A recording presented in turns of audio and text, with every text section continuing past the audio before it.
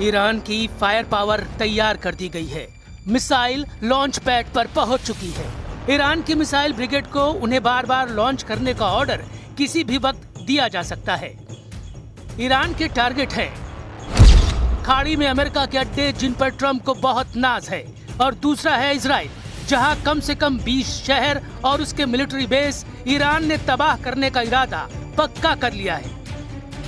از 10 ژانویه تا امروز ما مرحله بعدی رو داریم که اوضاع تحت کنترل قرار گرفت. Iran के विदेश मंत्री के शब्दों में बहुत गौर से समझने की जरूरत है।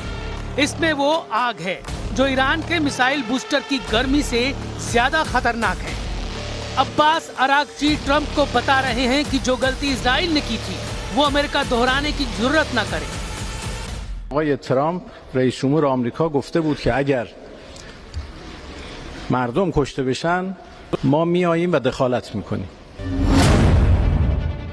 ईरान ने बता दिया कि उसका दुश्मन नंबर 1 कौन है, वो अमेरिका या फिर इजराइल है।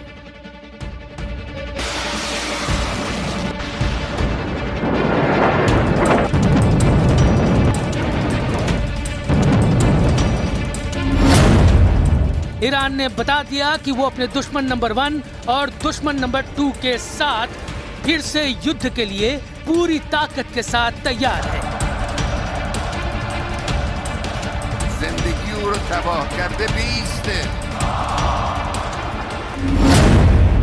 ईरान के सर्वोच्च नेता अली खमैनी ने कह दिया कि ईरान झुकेगा नहीं, ईरान डरेगा नहीं और ईरान से अब कोई टकराएगा तो बचेगा नहीं।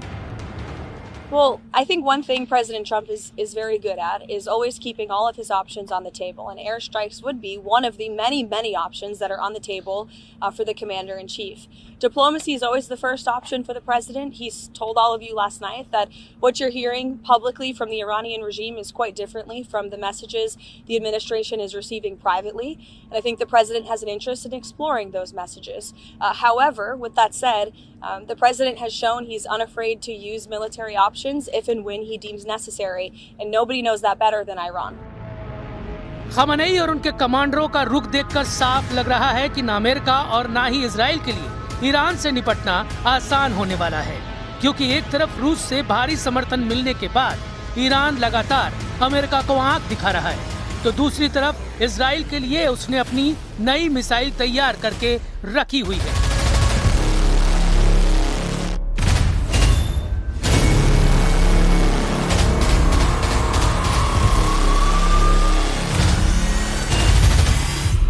نیروهای مسلح و صنایع نظامی ما آماده داشتن، استفاده کردن، به کار بردن، بازم دارن، لازم باشه در وقت دیگر هم ازش استفاده میکنن. सवाल है कि क्या 2026 में युद्ध हुआ तो क्या इजराइल और अमेरिका के अड्डों पर फिर फटने जा रही है ईरान की मिसाइल? क्या ईरान और अमेरिका के बीच हालात बिगड़े तो सजा इजराइल को मिलेगी?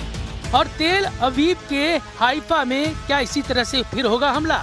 क्या ईरान के मिसाइलों के आगे फिर ढह जाएगा इजराइल और अमेरिका का defence system?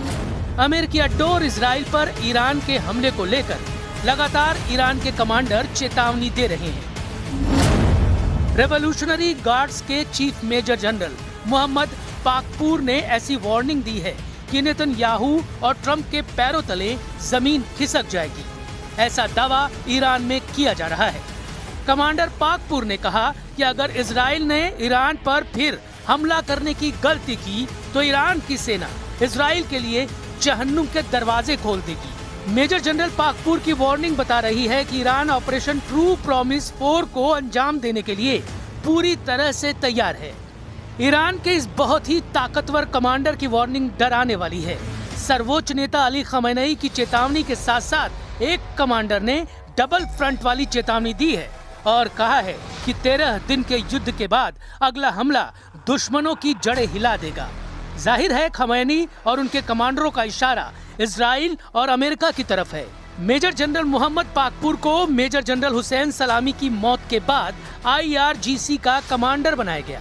Major general Hussain सलामी की मौत 13 जून को इजराइल के हमले में हुई थी और उसके बाद से पाकपूर IRGC की कमान संभाल रहे हैं। इजराइल के खिलाफ 12 दिन तक मिसाइल अटैक करने के बाद जब युद्ध विराम हुआ तो मेजर जनरल पाकपुर ने क्या कहा था, बहुत गौर से देखिए। دستشون روی ماشه است. اگر خطایی از طرف دشمن صورت بگیره حتما مثل 12 روز گذشته مقابله مثل جانانه انجام خواهیم داد.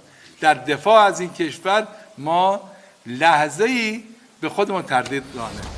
ईरान की मिसाइल लगातार लॉन्च पैड पर तैयार हैं। कमांडर पाकपुर ने बहुत ही साफ साफ कहा कि हमारी उंगली मिसाइलों के ट्रिगर पर है और खमनेई से भी उन्हें सिग्नल मिल चुका है कि इस बार इजराइल ने हमला किया तो कोई रहम न दिखाया जाए। इजराइल की नई टेंशन ये है कि ईरान का दावा है कि उसने अभी तक अपनी सबसे खतरनाक मिसाइलों को इस्तेमाल नहीं किया है, लेकिन ईरान से युद्ध को लेकर अमेरिका और इजराइल से लगातार नए नए सिग्नल मिलने लगे हैं। इजराइल पर हुए हमलों में जिन मिसाइलों ने तबाही मचाई है उनकी लिस्ट देख लीजिए, क्योंकि यही अब तक नेतन्याहू के लिए सबसे बड़ी परेशानी बनी है। इनमें सबसे खतरनाक फत्ताह 1 और खैबर शिकर मिसाइल शामिल हैं।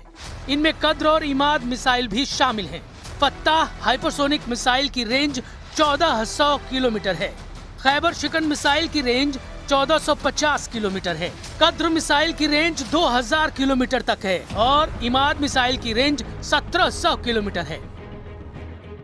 मिसाइलों को लेकर ईरान की तरफ से ऐसी वार्निंग इसलिए आ रही है क्योंकि नेतन्याहू और ट्रंप का रुख अमेरिका को लेकर काफी सख्त देखा जा रहा है।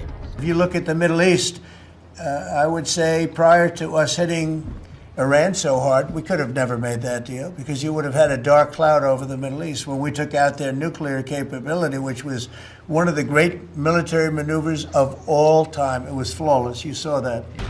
ट्रंप और नेतन्याहू दोनों जानते हैं कि इजराइल पर ईरान की जितनी मिसाइल गिरी, ऐसे हर धमाके ने इजराइल के मिसाइल डिफेंस सिस्टम का पुर्जा ढीला कर दिया। तेल अवीव से लेकर हाइफा और अशदोद से लेकर बेन गुरियन हवाई अड्डे तक हर मिसाइल हमले ने नेतन्याहू को ईरान पर नया प्लान बनाने पर मजबूर कर दिया है और ईरान में हुए हिंसक प्रदर्शन इस नई रणनीति का सबसे बड़ा सबूत माना जा रहा है।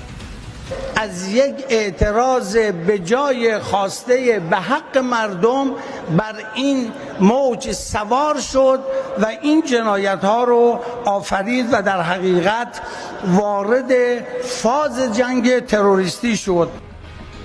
13 जून 2025 को जब ईरान पर हमला हुआ, उसके बाद 12 दिन तक दोनों तरफ से एक दूसरे के खिलाफ ताबड़तोड़ युद्ध हुआ। हमले दिन रात हो रहे थे। एक तरफ से फाइटर जेट तो दूसरी तरफ से बैलिस्टिक मिसाइल दागी गई।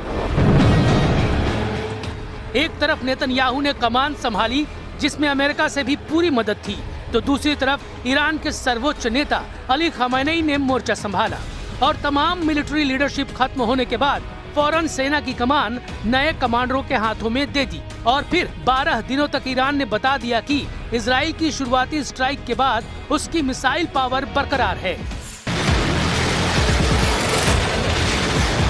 ईरान के तेवर बता रहे हैं कि उसकी मिसाइल फिर तैयार है और ईरान पर फिर से हमला हुआ तो तेल अवीव और हाइफा बुरी तरह से दहलेगा। ये वार्निंग ईरान से लगातार आ रही है। ईरान के बड़े बड़े जनरल लगातार इजराइल को वार्निंग दे रहे हैं। ईरान बार बार ये दावा कर रहा है कि उसने 12 दिन के युद्ध के दौरान अपनी पूरी ताकत का इस्तेमाल नहीं किया और अब उस पर हमला हुआ तो इतनी मिसाइल दागी जाएगी कि अमेरिका और इजराइल सोच में पड़ जाएंगे कि वो किसे रोके और किसे नहीं। यानी ईरान बता रहा है कि अगर उस पर दोबारा युद्ध थोपा गया तो इसका नतीजा इजराइल की संपूर्ण तबाही होगा। آمریکا دارم مراقب باش مشاوره هایی که به تو برای حمله به ایران میدهند از جنس مشورت هایی نباشند که گفتی مشهد سقوط کرده است. لذا برای اینکه دوچار خطای محاسباتی نشوی بدان खamenei ईरान की पब्लिक का मूड भी देख रहे हैं। ईरान की विदेश नीति में अमेरिका और इजराइल एक ऐसा पहलू है जिसे लेकर वहां की लीडरशिप और आम लोगों के बीच पिछले 5 दशकों से बड़ा गुस्सा देखा गया है। 2025 में जून के दौरान 12 दिन का युद्ध इस गुस्से को उस बुलंदी पर ले गया और अब ईरान में तख्ता पलट की तमाम कोशिशें फेल होते देखकर डोनाल्ड ट्रंप भी भड़के हुए हैं। ईरान बोल रहा है कि अमेरिका से बातचीत के चैनल खुले हुए हैं, लेकिन बातचीत होगी तो ईरान की अपनी शर्तों पर। अमेरिका को लेकर ईरान की 3 पॉइंट वाली स्ट्रेटेजी साफ है। पहला, इजराइल को मदद पहुंचाना बंद करे। दूसरा, परमाणु कार्यक्रम में दखल न दे। और तीसरा, अपने सैन्य अड्डे पश्चिम एशिया से समेट ले। که جمهوری اسلامی هرگز در پی تسلیحات هسته‌ای نیست و نیز هرگز از حق ملت خود در استفاده صلح‌آمیز از انرژی هسته‌ای چشم‌پوشی نخواهد کرد. अमेरिका ने जून 2025 में ईरान की मिसाइल लॉन्च होते देखी है। इजराइल ने ईरान की मिसाइलों से अपने शहरों को उजड़ते हुए देखा है। ईरान की इस ताकत में 8 गुना इजाफा करने की तैयारी अब पुतिन ने कर ली है, क्योंकि पुतिन और खमेनेई के बीच एक डील ने रूस और ईरान के हर दुश्मन को चारों खाने चित कर दिया है। इसलिए कहा जा रहा है कि ईरान को पुतिन वाली बड़ी ताकत मिलने जा रही है। रूस अब ईरान में 1-2 नहीं बल्कि 8 परमाणु प्लांट बनाने जा रहा है।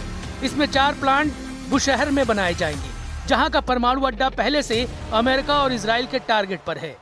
यानी जब ईरान के परमाणु कार्यक्रम पर ट्रंप और नेतन्याहू फिर से ब्रेक लगाना चाहते हैं, उसकी ताकत पुतिन ने 8 गुना बढ़ाने का फैसला कर लिया है। कहा जा रहा है कि पुतिन और खमेनेई की पार्टनरशिप ने नेतन्याहू और ट्रंप के गठजोड़ को डायरेक्ट चैलेंज दे दिया है। ये खबर इसलिए भी बहुत बड़ी है क्योंकि जिस वक्त ईरान की मिसाइलों का खौफ पूरे इजराइल में फैला हुआ है, जब ईरान के परमाणु कार्यक्रम की टेंशन में पूरा व्हाइट हाउस घिरा हुआ है, तब पुतिन और खमेनेई की केमिस्ट्री ने ट्रंप और नेतन्याहू को बुरी तरह से डरा दिया है।